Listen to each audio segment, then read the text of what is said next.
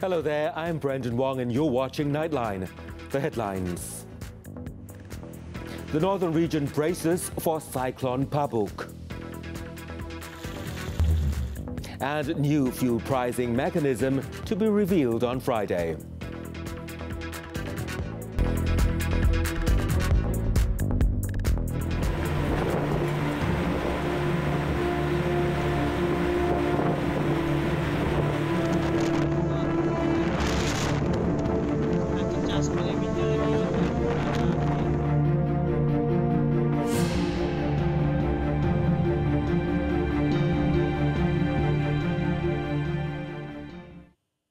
The tropical cyclone Pabuk is now lashing Thailand and Vietnam, with Malaysia largely spared, except for its northern region, which is expected to be hit by its tailwinds. Heavy rain is expected to occur over Perlis, Kedah, Pulau Pinang and Perak, whereas heavy rain is expected to continue over Kelantan and Terengganu until January the 4th. The Malaysian Meteorological Department released an infographic stating that Pabuk tropical cyclone was expected to land Thursday and last until Friday. Strong winds and rough seas are expected over waters off Kelantan, Terengganu and Pahang. Pulau Pinang Welfare, Caring Society and Environment Committee Chairman Phi Bun Po said tropical storms had been building up over the last week. He said the state was on orange alert as the storm hit the east coast on Thursday. Phi added that he had alerted all agencies and are prepared to face what may come.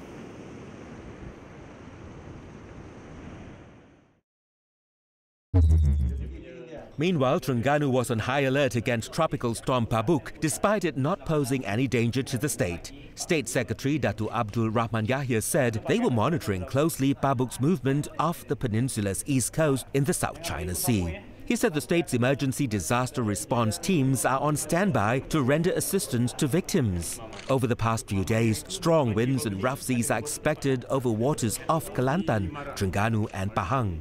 A video clip of an offshore rig near Terengganu, which went viral on social media, showed huge waves battering the structure. Authorities have warned the public to avoid activities in waterways, rivers, monsoon drains, lakes, ponds and the sea for the time being. Nearly all the resorts in the state are closed for the annual monsoon season, which will last until next month. Boat and ferry operators are also adhering to the advice from the Marine Department and other authorities to avoid going to sea.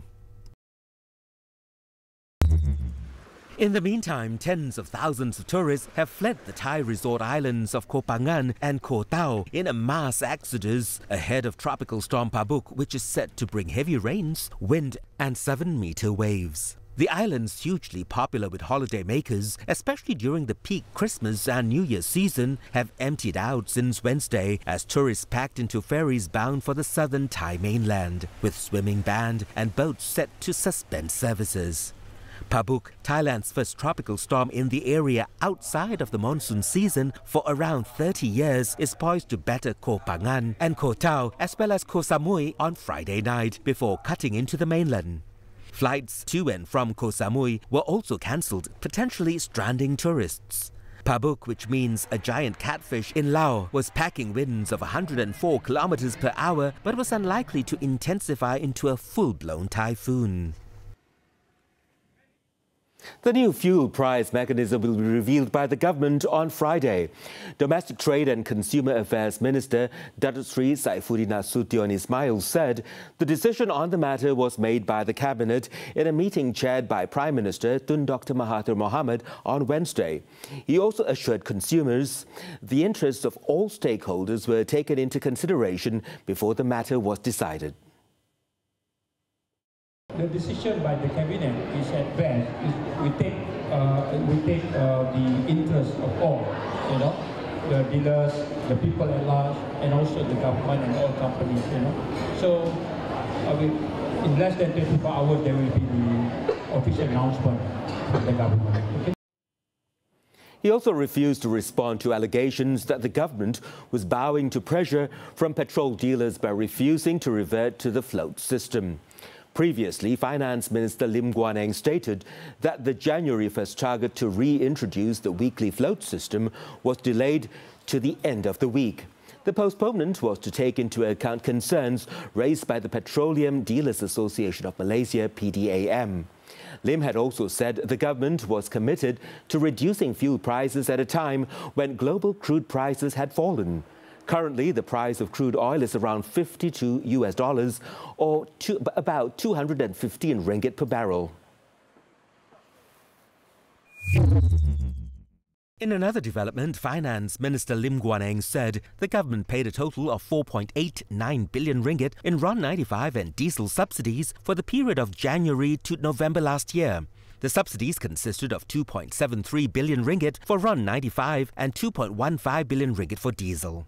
In a statement on Thursday, Lim also refuted allegations that the government has been taxing petrol. He said for November 2018 alone, the government subsidized 4.1 million ringgit for RON 95 petrol and 209.1 million ringgit for diesel, which is heavily used in commercial and industrial sectors as well as the general public in Sabah and Sarawak. He added that once the government rolls out its targeted petrol subsidy program before the end of this year, petrol and diesel would be floated freely based on market prices. The smoking ban at eateries, including pubs and restaurants, will not be a one-off campaign and it will not be seasonal. Health Minister Dr. Zulkifli Ahmad said the enforcement, which had been implemented since January the 1st, was part of the government's effort to mould a developed society by 2020. Mereka gusar kalau ianya hanya macam angat-angat teh ayam, orang kata. Minta maaf saya sebut istilah itu, tapi bagi kami KKM, bagi kami MOH dan dengan Kementerian Perumahan dan Kajian Tempatan adalah sangat penting untuk KPKT dan bersama MOH memastikan bahawa ini bukan saja menjadi kempen, ini akan menjadi budaya kita. This is our way of life, this is our culture, and this is a way for us to move forward. Ia bukan satu yang one off, please. This is not seasonal, it is throughout the year and throughout our life. Dr. Zulkifli said this in a press conference after a site visit to several restaurants in Putrajaya on Thursday. He also launched a #RestartNow social media campaign that will run for a year, where members of the public would need to take videos or photos of restaurants that abide by the smoking ban. On the success of the campaign in its first 3 days, he said it is still too early to judge, but claimed that it had got overwhelming support from all stakeholders. The health minister also said the ministry had issued 2,500 warnings to individuals for not observing the smoking ban in the first 2 days of the campaign, with a total of 1,559 officers involved in the inspection of 5,746 eateries nationwide.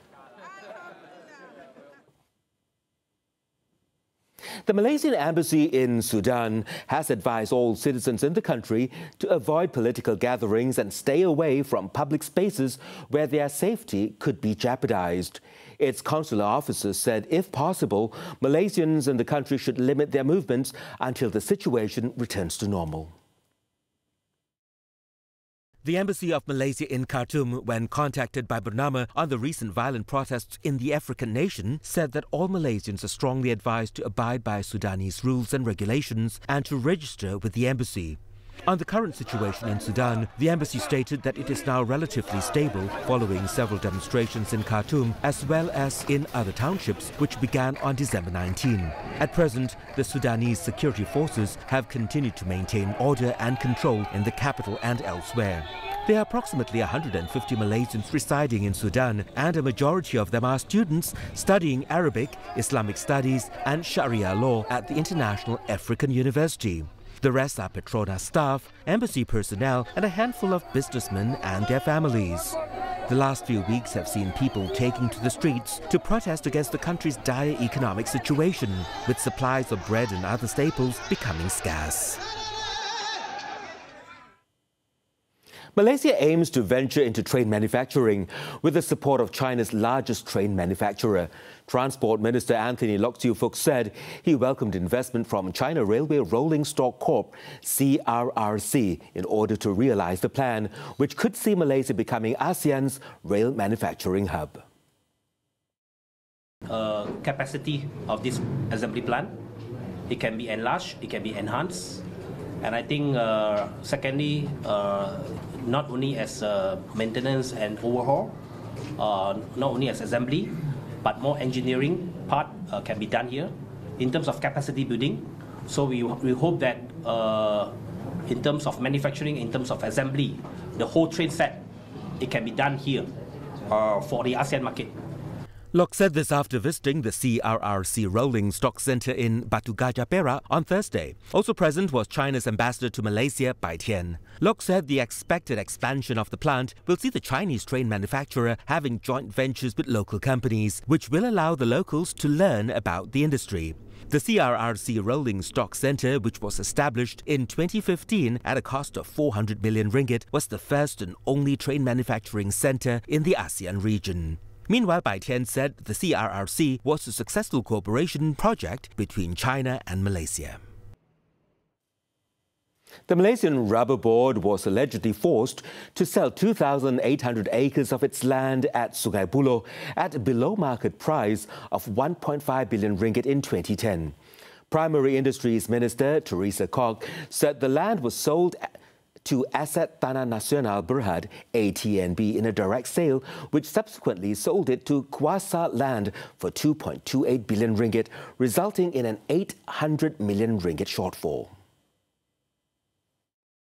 The sale of land, somebody make a big chunk of profit for about 800 million. That is on the land sale. Then after that is 5 facilities.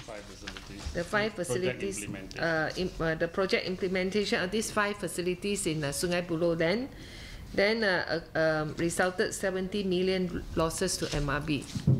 So meaning that, if there is no change of government, no change of, the board members, this MRB, the precious assets that the MRB has accumulated over the years, it will be all gone to somebody else. Probably starts with the cabinet, what I'm told, and then the minister will then instruct the chairman, and everything goes as the way it is instructed. Who was the minister that gave the instructions? 2010. 2010. Who was the minister? Was it Bernard Tompok? Bansri Bernard Tompok. Right. And the Prime Minister, you know who? Kok also said that MRB is lawfully entitled to the difference of 800 million ringgit, but the sum is still unaccounted for to date. She noted the current MRB board had, in November 2018, reported this dubious transaction to the Malaysian Anti-Corruption Commission, MACC, and the National Audit Department for a thorough audit and further investigation. The minister in charge of MRB back in 2010 was Tan Sri Bernard Tompok, who held the plantation industries and commodities portfolio from 2009 to 2013. A quick search on the Finance Ministry's website revealed ATNB is a majority-owned Minister of Finance Inc. vehicle that accords the Finance Minister veto powers in the company board members' decision-making. The Kelantan government has asked the Attorney General's Chambers, AGC, to act immediately to stop the circulation of fake news on the institution of the Yang di-Pertuan Agong. Deputy Menteri Besar Datuk Muhammad Amar Nik Abdullah said such an immoral act did not only involve the Sultan of Kelantan in his personal capacity, but also the institution of rulers.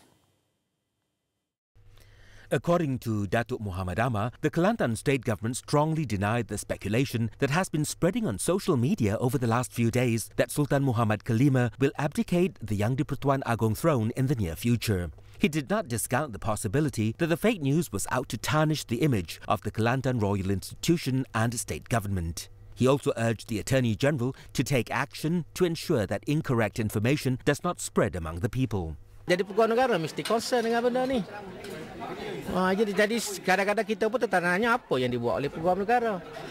Sehingga boleh tersebar macam-macam tuduhan, maklumat, berita-berita angin di dalam media-media sosial ni.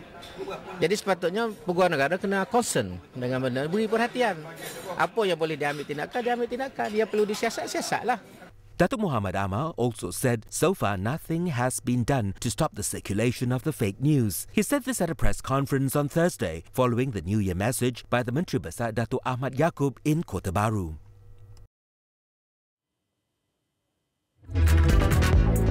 When we come back, police confirm Cheras brawl, not a racial riot. Don't go away.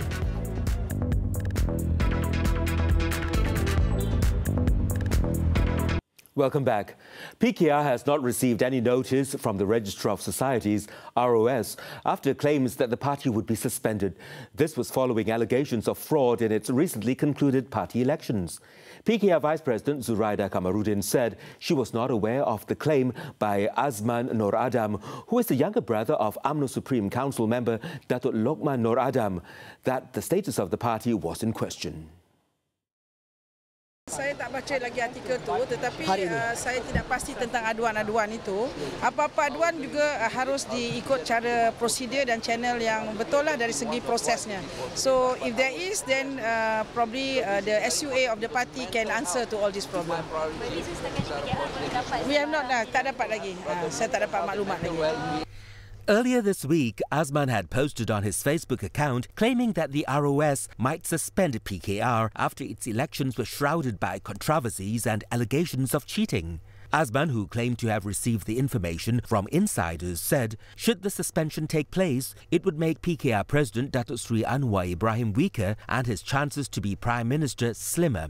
The post has since been deleted. On claims that several PKR leaders were beginning to engage state and division chiefs to garner support for their respective Prime Minister candidates after Tun Dr. Mahathir Mohamad steps down, Zuraida replied that she was not aware of it.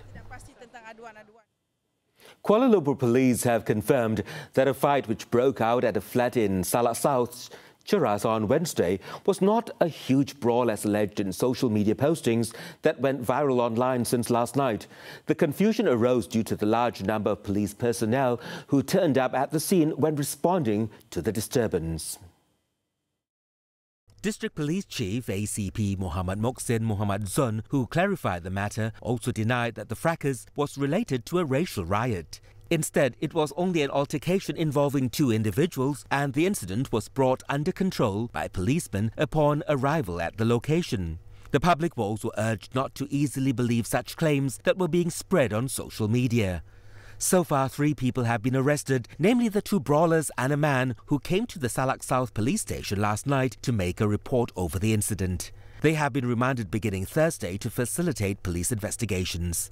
It was understood that one of the suspects had criminal records for rioting and drug-related offences. The case is being probed under the Penal Code for rioting with the use of weapons.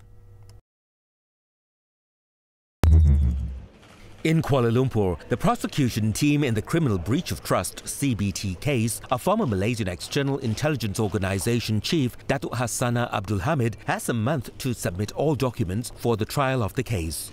Sessions Court Judge Rosina Ayub made the order after DPP Muhammad Iskandar Ahmad told the court that they are in the midst of preparing several other documents to be submitted to the defence team. On November 29th, Iskandar said the prosecution had submitted a total of 46 documents relating to the trial. The court then fixed February 21st for mention. On October 25th, 61-year-old Datuk Hassana claimed trial to CBT of public funds amounting to 50.4 million ringgit. She was charged under Section 409 of the Penal Code, which carries a sentence of up to 20 years imprisonment, whipping and a fine upon conviction. In Johor, 2 Marine officers pleaded not guilty in the Johor Bahru Sessions Court on Thursday to 4 charges of soliciting and receiving bribes totaling 120,000 ringgit 4 years ago. Shani Zambachok, aged 45, was accused of soliciting a 70,000 ringgit bribe from one Lim Tien Lei in Iskandar Putri on November 25, 2015, while Nur Yazid Khairi, aged 48, was charged with abetting Shanizam in soliciting and accepting the bribes from Lim. The court allowed both of them bail of 20,000 ringgit each and set February 10th for mention of the case. Over in Perak, 2 friends were charged at the Batu Gajah Magistrates Court with the murder of a Bangladesh national in Kampung Gajah 2 weeks ago.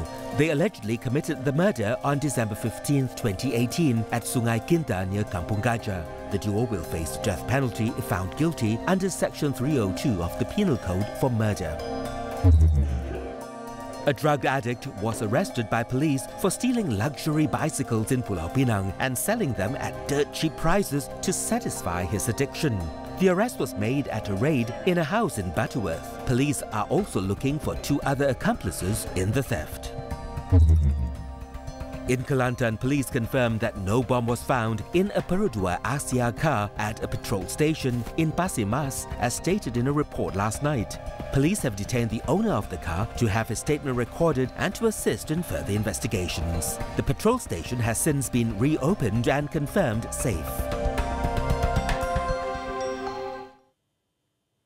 Perusahaan otomobil kedua sendirian Berhad Perodua's much-awaited 7-seater SUV is now open for bookings with a stated price of between RM72,200 and RM77,200 in Peninsular Malaysia.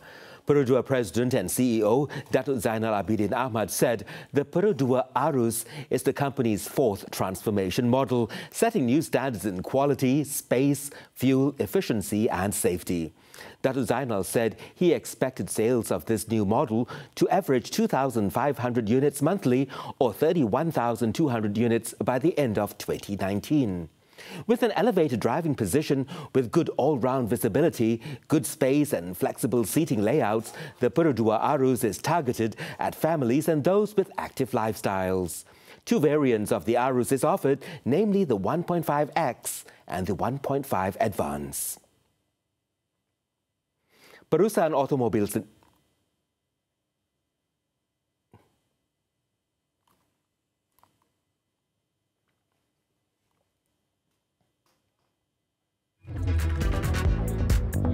More after the breather. Lion Air and search for second black box. This and more coming right up.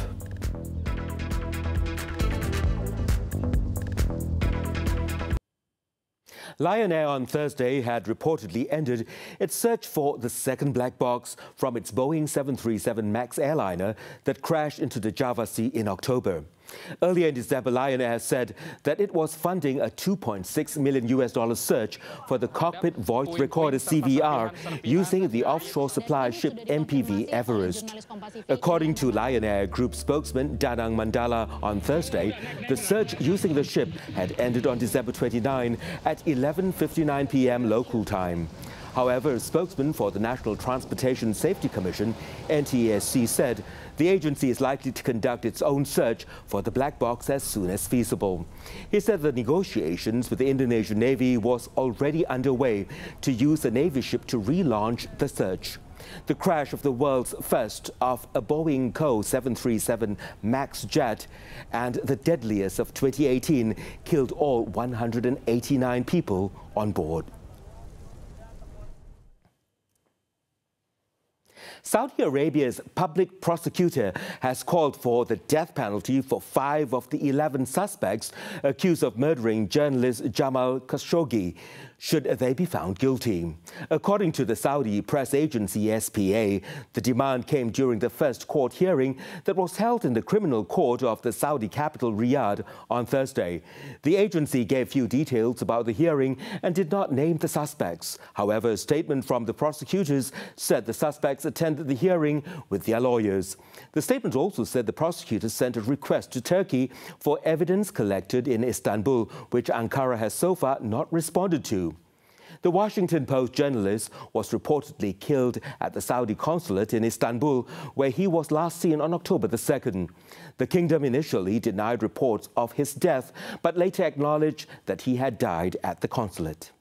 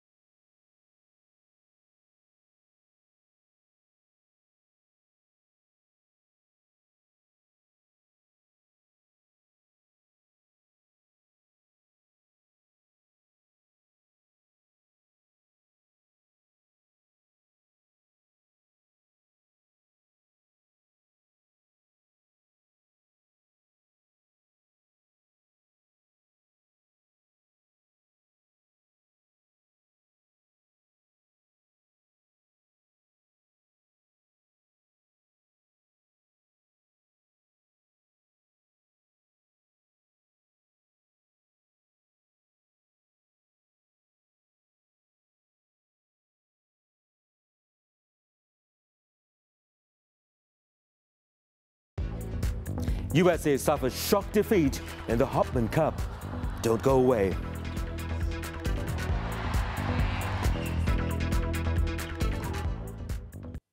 sports tennis, the 2018 Hopman Cup.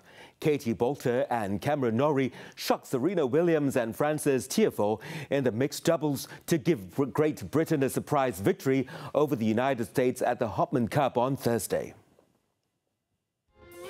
Norrie had earlier given the Brits the perfect start after beating Tiafoe 7-6, 6-love in the first tie. Williams levelled overall as she beat Boulter 6-1, 7-6 as the match went into the deciding final doubles match. Boulter and Norrie then came back from a set down as they won 3-4, 4-3, 4-1 to win the mixed doubles tie. Britain were already eliminated from the team event, but the win will be a confidence boost for the Australian Open. Still on tennis, the Brisbane International. Kei Nishikori booked a place in the semi-final as he got the better of Grigor Dimitrov in a closely fought quarter-final on Thursday. The Japanese world number 9 took the first set 7-5 but was trailing 4-1 in the second set before launching an impressive comeback to win it 7-5. Six-seed Dimitrov has lost 5 of his last 6 meetings with Nishikori, who will now prepare for a semi-final against France's Jeremy Cardy. The Frenchman beat Yoshitaka Uchiyama of Japan 6-4, 3-6, 7-6 in another quarter-final match.